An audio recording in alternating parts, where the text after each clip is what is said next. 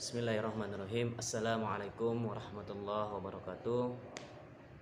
Nama saya Irfan Fauji dari jurusan HKI kelas A dengan NIM 21111100012. Di sini saya akan memaparkan beberapa materi untuk memenuhi tugas atau UAS mata kuliah ilmu kalam.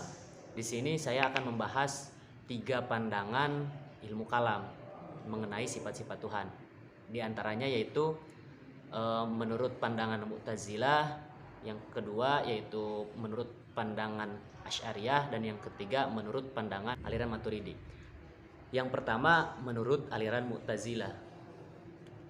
Menurut aliran Mu'tazilah, pandangan Mu'tazilah sendiri terhadap sifat Tuhan, mereka mengatakan bahwa Tuhan itu tidak dibebankan terhadap sifat. Karena apa? Karena sifat menurut sifat-sifat Tuhan menurut mereka itu sama dengan sifatnya manusia. Seperti halnya Tuhan dapat melihat, Tuhan dapat mendengar, Tuhan dapat mengetahui. Nah, sedangkan sifat-sifat tersebut adalah sifat yang dimiliki manusia. Tidak sah ketika dikatakan bahwa sifat-sifat kemanusiaan itu disandarkan kepada Tuhan atau dimiliki Tuhan. Nah, adapun pandangan bahwa Tuhan itu bukan menurut Mu'tazilah, Tuhan bukan berarti tidak mengetahui, Tuhan bukan berarti tidak melihat, Tuhan bukan berarti tidak mendengar. Tetapi menurut aliran Mu'tazilah, Tuhan melihat, mendengar, mengetahui, dan segala macamnya. Tuhan memiliki tangan, itu adalah merupakan bagian dari zatnya. Nah, yang mereka setujui itu hanya satu, yaitu sifat Tuhan, yaitu bako, yaitu kekekalan, tidak mungkin dimiliki manusia atau makhluknya. Adapun bako itu menurut mereka juga bukan sifat Tuhan, tetapi zat dari Tuhan tersebut. Menurut mereka mengetahui, mendengar, dan melihat itu sah jika disebutkan bahwa bagian dari Tuhan tersebut. Artinya Tuhan melihat dengan zatnya, Tuhan mendengar dengan zatnya, Tuhan mengetahui dengan zatnya, bukan sebagai pengetahuan atau sifat dari Tuhan tersebut. Nah, sedangkan menurut pandangan aliran Asy'ariyah berbeda dengan aliran Mu'tazilah. Menurut aliran Mu'tazilah, menurut aliran Asy'ariyah, sifat Tuhan itu harus ada atau harus diberlakukan. Karena apa?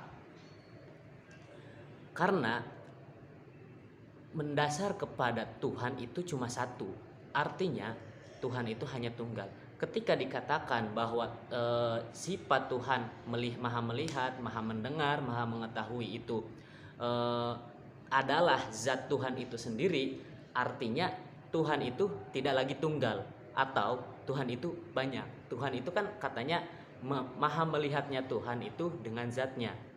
Maka nanti rancu ketika ada anggap dengan tauhid kita Tuhan itu satu, sedangkan sifat Tuhan adalah zatnya, maka nanti Tuhan itu akan banyak gitu, karena Tuhan melihat dengan zatnya gitu, bukan dengan sifatnya. Nah, pandangan Mu'tazilah dibantah dengan oleh pandangan Asy'ariyah, karena menurut mereka Tuhan itu harus memiliki sifat. Tuhan itu melihat dengan sifatnya, mendengar dengan sifatnya, mengetahui dengan sifatnya. Dan banyak dalam Al-Quran juga mengatakan bahwa Tuhan itu memiliki tangan, memiliki wajah, dan lain sebagainya. Tuhan maha melihat, Tuhan maha mendengar, Tuhan maha mengetahui, dan sebagainya. Nah, itu merupakan sifat dari Tuhan, bukan dari zat Tuhan. Ketika membaca ayat Al-Quran tersebut, menurut pandangan Asy'ariyah, itu bukan nyata bahwa Tuhan itu seperti halnya manusia memiliki tangan yang memiliki wujud seperti ini, tangan. Tapi menurut pandangan Asy'ariyah, tangannya Tuhan itu tidak bisa kita bayangkan seperti tangannya manusia. Artinya itu hanya pesan tersirat bahwa Tuhan memiliki kekuasaan dengan tangannya, bukan seperti halnya tangan manusia, tetapi dengan tangannya Tuhan. Artinya tidak bisa ditakwilkan.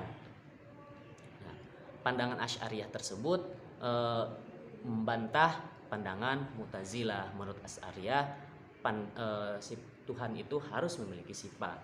Dan menurut mereka Tuhan itu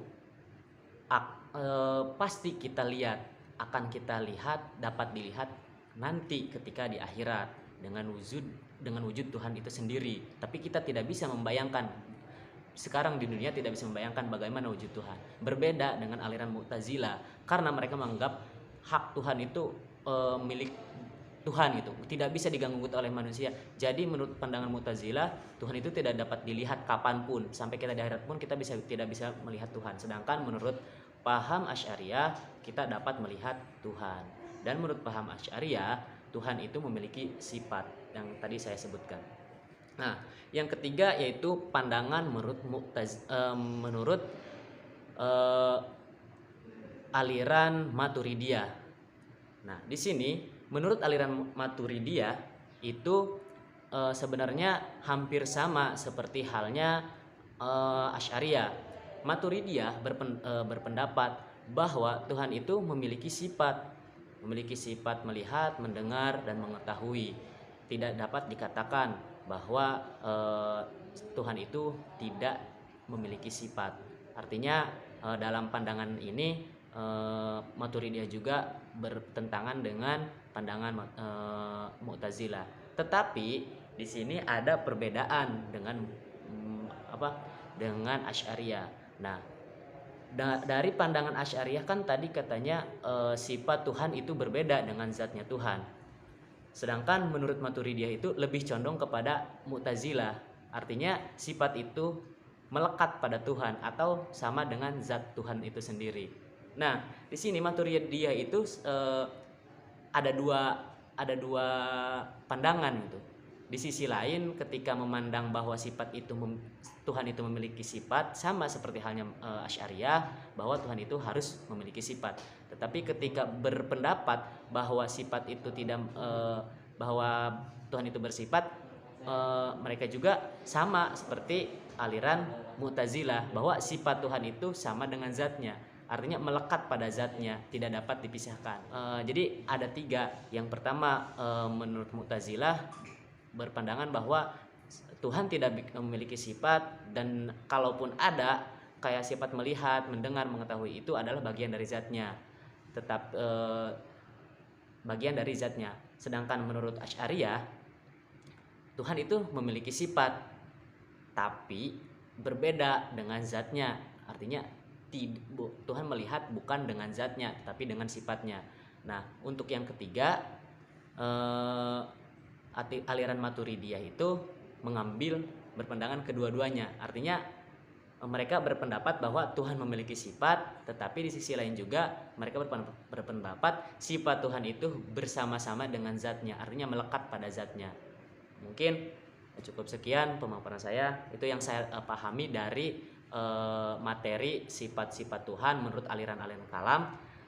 Mohon maaf bila ada kesalahan atau kekurangan. Wabillahi taufiq wal hidayah. Wassalamualaikum warahmatullahi wabarakatuh.